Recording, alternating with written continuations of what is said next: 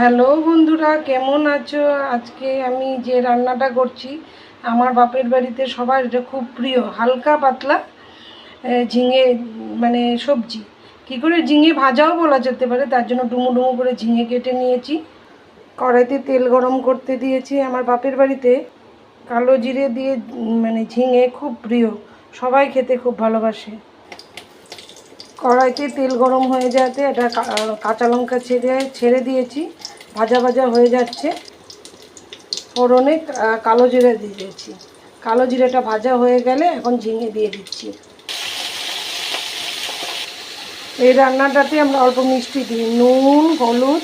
আমার কাঁচা লঙ্কা কম আছে দেখে আমি একটু গোলমরিচ দিয়েছি, একটু মিষ্টি দিয়েছি, গোলমরিচটা গুঁড়ো দিয়েছি। তোমরা চাইলে লঙ্কার গুঁড়ো ইউজ করতে পারো, কিন্তু আমি করব না। দেখো ঝিঙেটার থেকে অনেকটা জল বেরিয়েছে। আমি কিন্তু হাই ফ্লেমে রান্নাটা করছি, হাই ফ্লেমে। একটু কর্নফ্লাওয়ার আর কালো জিরে ড্রাই রোস্ট করে একটু গুঁড়ো করে নিয়েছি, এটা দিয়ে দিব এখন ঝিঙেগুলোর উপরে।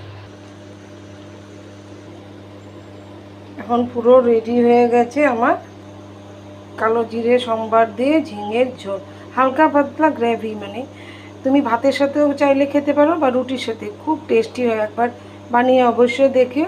আর খুব হেলদি, গরমের জন্য তো খুবই ভালো। চলো বন্ধুরা, আবার দেখা হবে, কথা হবে। আজ আসি, টাটা।